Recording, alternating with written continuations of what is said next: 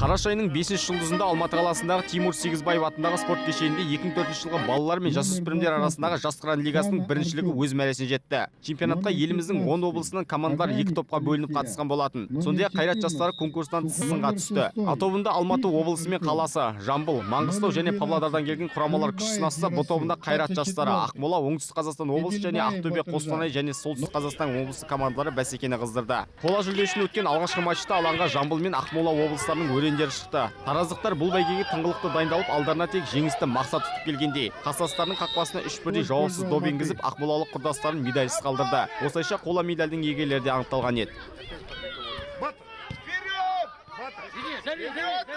Ал Алматы мен Ақтөбеден келген жеткіншектер финалда жеңісті сарапқа салды. Ойынның небәрі 7-ші минутында Александр Бринский қонақтарды есепте алға шығарған болатын. Алайда арада 5 минут уақыт өтпестен Елдос Тұрлан тараз басын теңестіріп кетті. Матчтың қалған бөліктері тең дәрежеде өтіп, қос ұжым бір-бірінің қақпасын саңлау таба алмады. Жеңімпаз тек футбол лотереясы арқылы анықталады деген пікірде туындауға шақ қалған еді. Ойынның аяқталуына сәл ғана уақыт қалғанда Елдос Тұрлан айып соққысынан көзге түсіп, командасына жеңімпаз атағын сыйлады. Алдыға шығара беріңдер деп біз шығардық. Бар күшіміз салып ойнадық. Жеңісім қостым, 2 гол салдым. Басқа ештеңе айта алмаймын. Қуанышым шексіз. Шараның жабылу салтанатына Жас қыран Қазақстан балалар мен жасөспірімдер лигасының президенті Берік Қаниев пен лиганың директоры қызметін атқарушы Болат Есмағамбетов, сондай-ақ өткен ғасырда елімізге белгілі спорт комментаторы болған Диас Омаров қатысты. Одан бөлек Жас қыранның Алматыдағы бөлімшесінің директоры Ренат Тогусов пен өзге де облыстардың жетекшілері келді. Өз сөздерінде жарысқа қатысушылардың осындай чемпионатта бақ сынауы олардың шеберліктерін арттырып, алға қойған мақсаттарына жетуіне септігін тигізетіндігін жеткізді.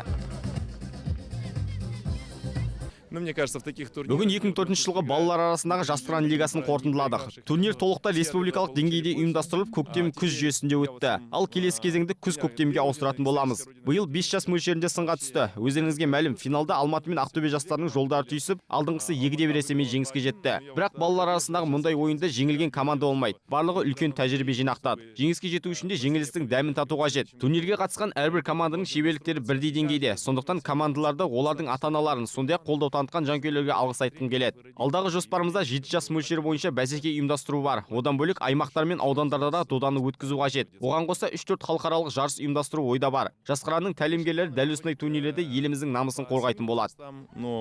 Ключевые будут 5 возрастов. Жарыс қорытындысы бойынша турнирдің үздік ойыншылары да жарияланды. Үздік қақпашы ақтөбелік Темірлан Едресов атанса, қорғаушылардың арасынан үздігі болып шымкенттік Қуатбек Мирас танылды. Ал жартылай қорғаушылардан Жамбыл облысының ойыншысы Тоқтар Асанбек марапатқа ие болды. Сондай-ақ үздік шабуылшы атағы ақмолалық Микаэль Айрапетянға бұйырса, турнирдің үздік ойыншысы алматылық Олжас Арғынбаев.